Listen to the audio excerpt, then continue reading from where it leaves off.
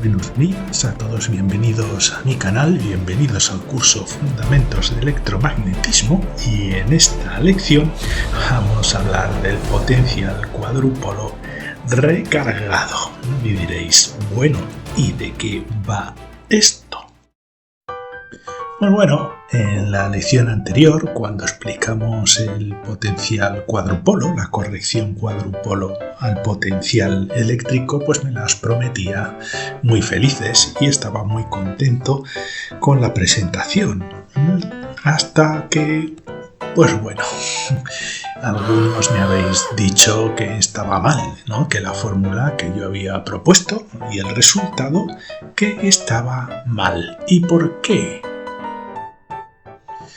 Pues bueno, este es el resultado que yo os propuse utilizando notación tensorial de Einstein. En un poquito vamos a hacer un recordatorio de en qué consiste la notación tensorial, pero básicamente la corrección cuadrupolo al potencial eléctrico sería igual a la constante eléctrica dividida entre 2, inversamente proporcional al quinto de la distancia del objeto que nos forma nuestro campo eléctrico, directamente proporcional a los componentes de ese mismo vector de posición en la coordenada y latina y j. Recordad que y j pueden adquirir valores de 1, 2 y 3 dependiendo de si estamos trabajando en la coordenada x, y o z. Y esto multiplicando lo que hemos denominado el tensor cuadrupolo, que es básicamente lo que se conoce como el momento cuadrupolo. Bien, y algunos de vosotros me habéis dicho que lo habéis visto puesto de esta manera, donde la expresión es muy parecida, como veis aquí, pero que es inversamente proporcional al cubo de la distancia y no a la quinta potencia de la distancia. Pero como el diablo está en los detalles, es muy probable que no os hayáis fijado que estos componentes que veis aquí de supuestamente el vector de posición no son exactamente lo mismo que yo he puesto en esta fórmula de aquí, sino que tienen un sombrerito. Y esto es lo que vamos a explicar en esta lección. Así que cuando vi estos comentarios dije, bueno, pues voy a tener que volver a explicarlo, a volver a derivarlo, pero yo creo que merece la pena, ya que viene bien que repasemos todas estas fórmulas y las distintas maneras que hay de representar las fórmulas que vais a encontrar por ahí en libros de texto o en otras presentaciones referentes al electromagnetismo. Y entonces os lanzo la pregunta. ¿Alguno de vosotros sabe qué pasa, cuál es la diferencia, qué es lo que está pasando? Porque la fórmula que os proporcioné está bien, pero también la que me habéis indicado está bien.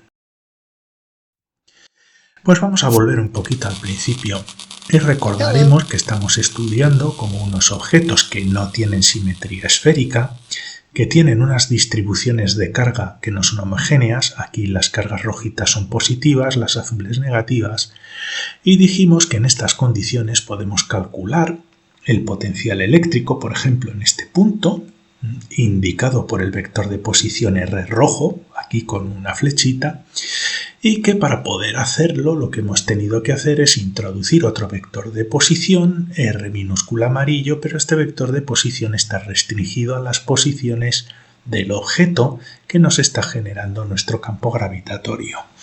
Evidentemente, para poder entender esta lección, yo os invito a visualizar las anteriores, ya que no voy a repetir conceptos ni derivaciones de ecuaciones que ya hemos visto en lecciones anteriores.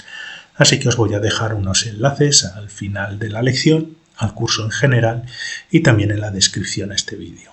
Pero básicamente tenemos estos dos sistemas de referencia, uno que indica el punto donde calculamos nuestra energía potencial y otro que indica las posiciones del objeto que nos genera el campo eléctrico. Creo que he dicho gravitatorio antes, el campo eléctrico. Y podemos definir un ángulo que llamamos aquí Z, que es el ángulo comprendido entre estos dos vectores. Y vimos que modificando la energía potencial derivada de la ecuación de Coulomb estándar, pudimos derivar una ecuación un poquito más precisa y adecuada para situaciones en las que el objeto no es una masa puntual, sino que tiene una densidad de carga que depende de la posición en la que estemos en el objeto. Entonces tenemos que sumar con una integral la contribución que cada pedacito de carga en las distintas posiciones de nuestro objeto realiza a la energía potencial total en este punto. Y todo eso obedeciendo a estas fórmulas. Básicamente la densidad de carga eléctrica integrada a lo largo del volumen que nos genera nuestro cuerpo, pero corregida por esta expresión, raíz cuadrada de 1, más, como veis, una relación entre los tamaños de estos vectores de posición. Y si nos fijamos en esta parte de aquí, os comenté que corresponde a una función que tiene un tamaño bastante más pequeño que 1 y la podemos considerar como una función infinitesimal, lo cual hizo que mediante una expansión de esta expresión con polinomios de Taylor, que ya lo vimos en las lecciones anteriores, pues pudimos dar una expresión para la energía potencial total en este punto con 3 contribuciones. La contribución monopolo, que corresponde a considerar la carga puntual, la suma de todas las cargas aquí en el centro del objeto, como si fuera una carga puntual, y 2 contribuciones. Una contribución que hemos llamado dipolo y que la hemos estudiado con mucho detalle, y la contribución cuadrupolo, la cual la derivamos en la lección anterior y que ha dado lugar a esas discrepancias, que, como veis, es la integral de la función de densidad de carga por esa función epsilon al cuadrado. Antes de nada, me gustaría recordar algunos conceptos de notación tensorial que van a ser importantes recordar para poder entender esta lección, y uno de ellos, por ejemplo, es la representación de un producto escalar entre dos vectores, por ejemplo, este rojo y este amarillo, que, como ya sabéis todos, pues el producto escalar entre estos dos vectores es la suma de los productos de los componentes de cada vector en las coordenadas x, y y z. Es el teorema de Pitágoras. Fijaos que aquí, por cuestiones absolutamente de notación, he representado este superíndice x aquí arriba y con este subíndice x aquí abajo, y lo mismo he hecho con el resto de coordenadas para indicar que de alguna manera estos índices están asociados el uno con el otro. En la notación tensorial lo que hacemos es sustituir estas coordenadas de aquí por números.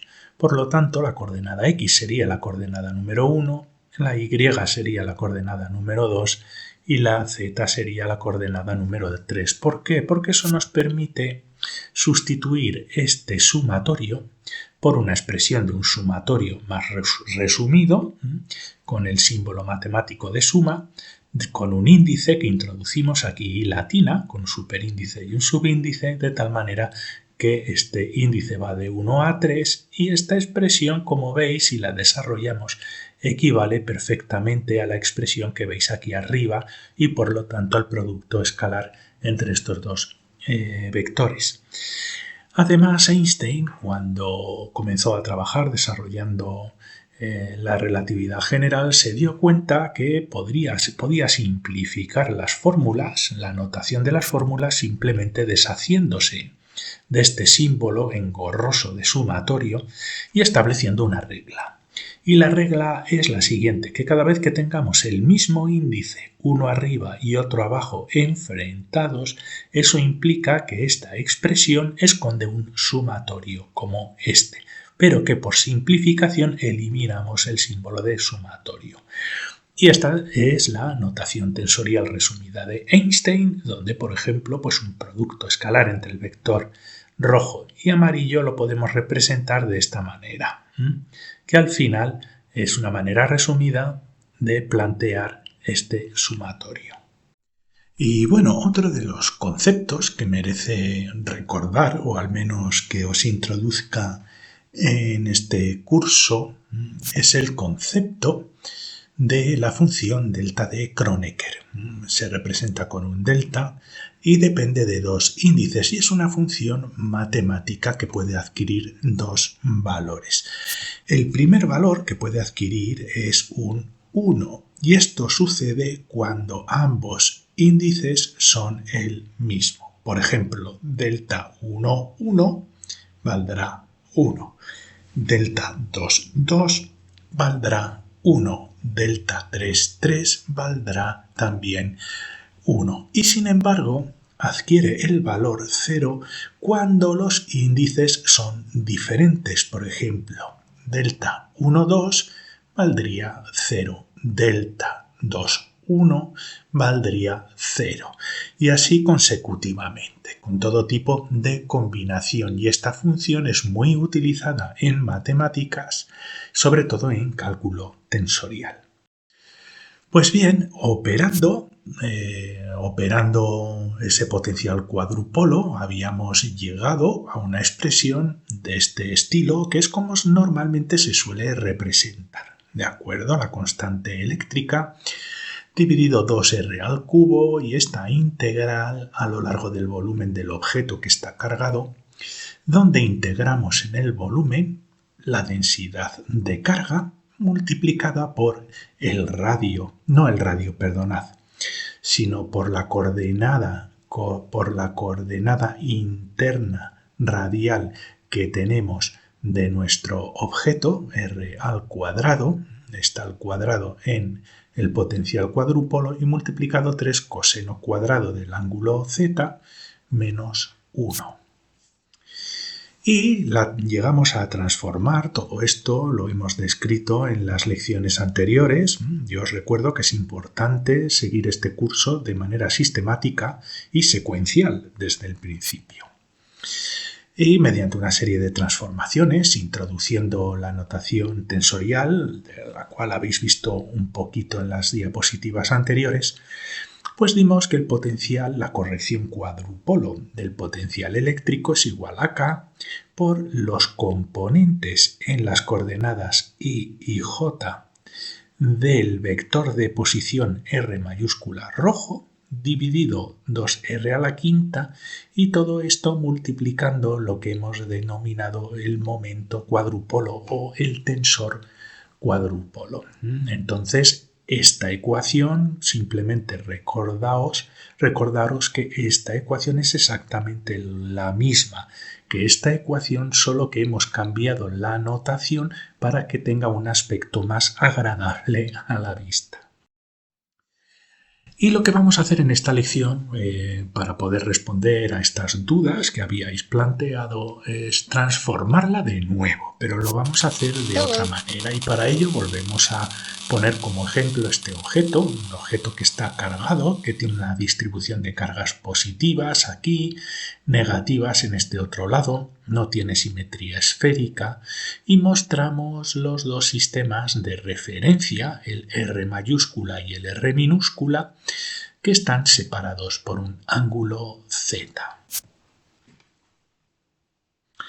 Y en vez de trabajar con el vector de posición R mayúscula de color rojo, lo que vamos a hacer es introducir un vector de la misma dirección y sentido que el vector rojo, y lo podemos construir sin ningún problema, pero que va a tener el tamaño unidad. ¿De acuerdo? Va a tener la misma dirección y sentido, pero va a valer 1 y por eso lo ponemos como una n y con una flechita aquí arriba, aunque veréis que este tipo de vectores se suele indicar de diferentes maneras.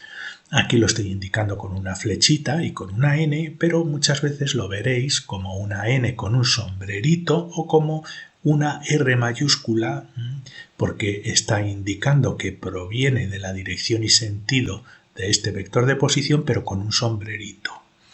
El sombrerito es un símbolo que nos indica que el tamaño de este vector, primero que es un vector de este estilo, un vector tipo flecha. Pero además nos indica que su tamaño es 1, que es un vector unitario de dirección y sentido. Y además sabemos lo siguiente, fijaos.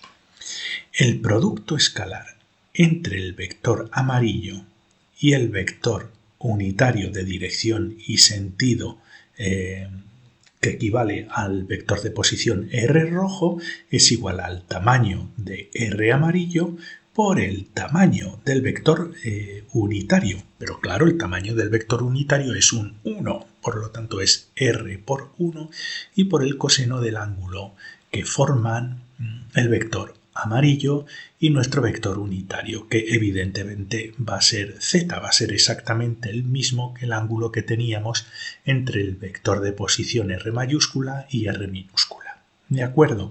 Por lo tanto, el producto escalar entre R amarillo y n va a ser igual a R coseno de z. Así que vamos a volver a nuestra expresión del momento cuadrúpolo porque la vamos a retransformar un poquito. Y tenemos aquí un r al cuadrado multiplicando 3 coseno cuadrado de z menos 1.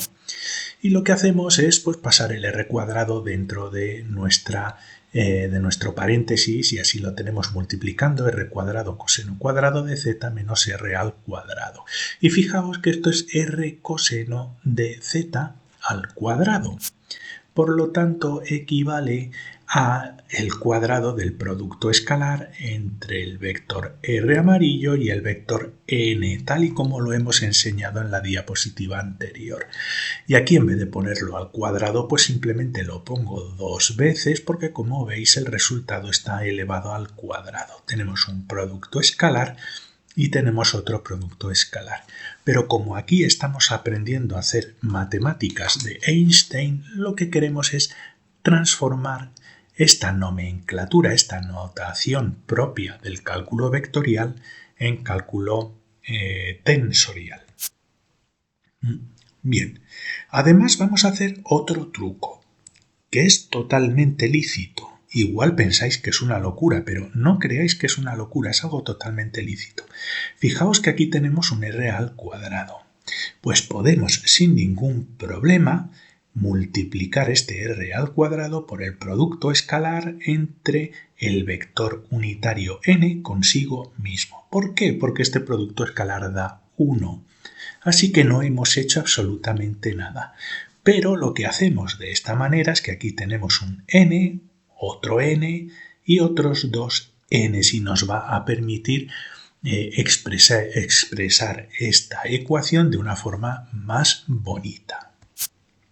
Bien, ¿y cómo lo hacemos? Pues lo que hacemos es aplicar el cálculo tensorial, la notación tensorial de Einstein, que os recuerdo que lo podemos representar de esta manera como contracción entre un índice aquí arriba y un índice aquí abajo, un índice contravariante y un índice covariante, de el componente del vector unitario con el vector R amarillo. Y como lo tenemos dos productos escalares, pues simplemente pongo estas dos multiplicaciones. Cambio el índice en este par de multiplicaciones, no se llaman multiplicaciones, se llaman contracciones, para hacerlo un poquito más general. ¿De acuerdo? Y no es necesario conocer tanto detalle, simplemente lo pongo para aquellos de vosotros que tengáis un conocimiento un poquito más grande. El producto escalar de un vector unitario consigo mismo lo podemos representar de esta manera. N y NJ, los dos índices aquí arriba, con la función delta de Kronecker. Podéis probarlo, podéis escribirlo en un papel, desarrollar estos sumatorios. Tenéis que tener en consideración los valores que puede adoptar la función delta y veréis que el resultado de esta operación es exactamente el mismo que el resultado de un producto escalar entre ese vector unitario. Si veis dificultades en estas operaciones, me lo dejáis en los comentarios y puedo hacer un pequeño vídeo explicativo en estos pasos específicos y añadirlos al curso como un anexo. Bien, pues lo que hacemos es simplemente sustituir esta expresión a nuestro momento cuadrúpolo y lo que hemos hecho es, fijaos que aquí tenemos NI, NJ, NI, NJ, esto lo podemos sacar fuera de la integral, lo podemos factorizar y sacar fuera de la integral y lo dejamos aquí. Son los componentes del vector unitario de dirección y sentido en la coordenada y en la coordenada j. Y tenemos esta expresión de aquí, esta integral que como ya vimos en las lecciones anteriores corresponde a lo que hemos bautizado como tensor cuadrúpolo. Vamos a sustituir todo este rollo, este pedazo de operación infumable y le vamos a poner una Q con dos índices I y J aquí debajo. ¿Por qué? Porque es una función al fin y al cabo que depende de los índices I y J. Así que lo que hacemos es sustituir esto por una nomenclatura más agradable a la vista. Y fijaos que ahora tenemos una corrección potencial cuadrúpolo con la constante eléctrica dividida entre 2, que es ahora inversamente proporcional a la distancia al cubo y que tiene aquí los componentes unitarios Ni y Nj que están a su vez multiplicando a nuestro tensor cuadrúpolo, que es exactamente la misma expresión que muchos de vosotros habéis visto en Wikipedia o en algún otro sitio, solo que en vez de representarlo en notación tensorial podríamos sustituir esta notación por una R con un sombrerito y con un índice I y por otra R con un sombrerito y con un índice J. Es simplemente notación y esta es otra manera de representar la corrección cuadrúpolo. Espero que os haya quedado claro. Si es así, os invito a suscribiros a mi canal. Pinchando aquí os dejo un enlace al curso en general y otra lección de interés. Muchas gracias y hasta la siguiente lección.